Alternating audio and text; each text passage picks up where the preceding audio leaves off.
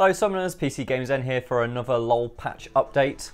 It's me and Ali. Hello. How you doing? I'm Matt, and standing in for Ben. Sorry he's not here at the moment. He's abandoned me in my time of need. But it's alright, I don't need to know that much about LOL because you're going to tell me all about it, Ali. I'm going to tell you all about patch 7.24, which is the last patch of this year. Coming to us in December, right? Early December, according to Medler and the various Riot staff on the forums. So then there'll be a bit of a downtime before 8.1 kicks off in January. Nice. It's actually a pretty big patch. Okay, right, so balance changes, I guess, is going to make up the meat of this. Yeah, so we're still dealing with runes basically, and there's about 20-25 champions currently getting tweaked as of just now. So those are kind of quite big changes in some. Like there are quite a few kind of smaller ones, but there are also an odd number of pretty big, pretty specific changes. So there are buffs to Camille, who's getting buffs on her ultimate. And to Galio, who's getting a whole raft of changes. Biggest one I think is to his W, where he's dealing extra damage on the second cast of that W, which is the taunt. So the longer you channel the taunt for, the bigger the circle becomes and the more damage he deals on the end of that. There's also big changes to Zyra. Most of that revolves around kind of the amount of health her plants have and how that kind of works. So she'll put her plants out, or she'll put her seeds out, and she'll activate them with her other spells, and those aren't getting changed too much. But kind of the damage her plants do and how they interact with her ultimate, and how other players interact with them. That's all being kind of tweaked to give them more health, but have other champions deal more damage to those. So that'll be interesting. I think that'll kind of see her resurface a bit in pro play into next season, because obviously pro play is going to change quite significantly. With a whole new system of runes, and so Zyra has seen quite a lot of popularity in the past. And I think that tweaking that could see her resurface. Nerfs, on the other hand, to Xin Zhao and Sona, and then the biggest one I think is to Morgana. So Spell Vamp used to be a stat you could buy into basically, and it's the equivalent of lifesteal for mages. You did damage with your spells, and they healed you up. They got rid of that a few years ago, and kind of worked it in slightly differently with other champions. So Vladimir's had a lot of stuff redone because he really focused on Spellvamp. But Morgana, Spellvamp was her passive. So she did, at the beginning of the game, 10% of the damage she did with spells was automatically healed to her. And they're changing that around quite a lot this time. And so now only the damage she does with her W onto specific targets, so large minions, champions and monsters will heal her. I think is a pretty significant nerf. Yeah, that sounds quite harsh almost, right? If you've been used to playing for a long time with that specific passive that's always coming back to you, that must change the way you have to play her significantly. Yeah, I think it's really going to impact on her mid game, because early game you're not doing loads and loads of damage. It's a nice little bit of extra lane sustain, but it's not huge. Late game you're kind of probably relying on different things, and you're not wading into fights ideally.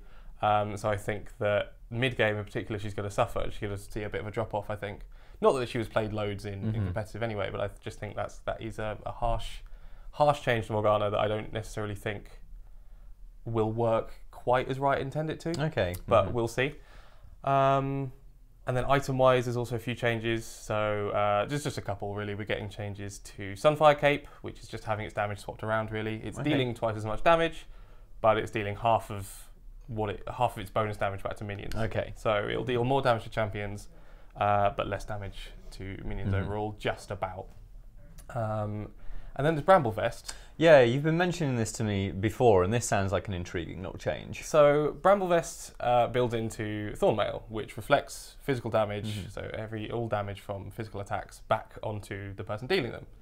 And it's been a staple of League for a long time, and they've kind of rejigged it quite a lot, and kind of how much damage comes back, and what percentage of damage that you deal, and how all that fits in. And they introduced Bramble Vests just to improve the build path recently, kind of in this last season. And it used to just deal 15 damage back. Like you built it reasonably cheaply, and it just dealt 15 damage flat. They're changing that kind of as of the patch as it currently sits to deal 10% of your bonus armor back, which implies to me that you could buy a load of armor, build a Bramble Vest, and then that Bramble Vest would be doing drastically more than 15 damage. Sure, yeah, because if it's 10% of whatever your late sort of game armor is, right? That's going to be significally bigger. Yeah, right? and if you're a tank building into an anti-AD team, you could have 25, 30. You'd be pushing 250 to 300 armor. With you'd be speccing into it deliberately. but it would be an achievement, like, but not drastically out of like what you'd expect. So it could be that Bramble Vest needs tuning back very slightly, like 7% or 8%, but I think that maths may have been done a little bit. Yeah, it's a fascinating change that seems kind of like quite drastic. It's a very different way for that item to work. So, I mean, there's at the moment it's becoming quite difficult to spec into Magic Resist because of the way the new runes are working. So it is an odd change to be making. But then maybe that's why they're making it, just because they keep wanting to make it make it more armor focused. Sure. So those are balance changes, but obviously patches tend to come with a few cosmetics, a few nice skins. Yep. So what's going on there? So apparently, even though it is actually only November, it is it's Christmas. Oh, well, it's the most wonderful time of year already. Well, so Riot are obviously, this patch doesn't come out until it is actually December, so I'll give them a little bit of leeway. But we've got 3 Christmas skins. Those are Santa Draven, Snowthorn Poppy, and Ambitious Elf Jinx, which is surprisingly difficult to say. I don't know how I feel about these because I'm an enormous Scrooge, but I'm also a Jinx main. Right. And Jinx has a lovely little train now, and I also really like trains. Okay, so these are combining quite well together for you. Yeah, except what does she use the train for? What is it's her home guard animation. Right, so when she's speeding out of base, she's on a little train, and it's also her recall animation. Nice, so she's on a little train going round and round, and also her minigun is a train.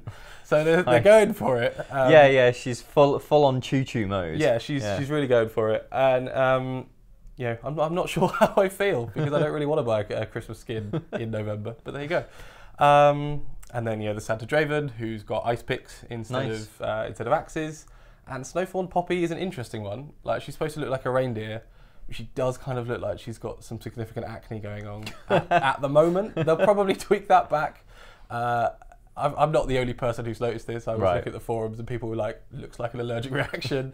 Nice. Not to slate Riot skin team, but that one maybe hasn't come out exactly as they planned. Maybe a few too much turkey or whatever's been eaten this Christmas. Too many Thanksgiving goodies. Yeah, whatever champion, should I say, eats at Christmas. Maybe it's had a terrible effect. Anything else? And then there's also Hextech Cogmore, which is much like Hextech Annie, one of these loot exclusive skins. So you get 10 gemstones, you combine it into Hextech Cogmore. There's also Soulstealer Vane, and as I said, Hextech Annie, and Lancer Hecarim. So there's a few of these that kind of currently exist. It's like 5 or 6. It's pretty good. Like, they're worth the hassle getting then? I don't personally think it's worth the hassle. As in, I would not bother buying all that. But they are generally good skins. The Cogmore one is no exception. It's an interesting new take on him. The model itself is a little, I wouldn't say strange, but it's not exactly how I expect it to be because it's very rigid, whereas Cogmore is very organic. Sure. The way he tends to look, but the particle effects and everything are fantastic because they always are. These ones do tend to, they've got all the gold behind them, right? Yeah, exactly. These are the ones that they look so spectacular on screen, right, when they're going on. But yeah, that is all of our skins. Yeah, and that is everything that we know that is coming in 7.24. So that is early December. So that will be, I'm sure that's a nice set of things to get used to, especially with some of those balance changes. To get used to over the Christmas period, you're going to have hopefully plenty of time off work or school or whatever to get used to those.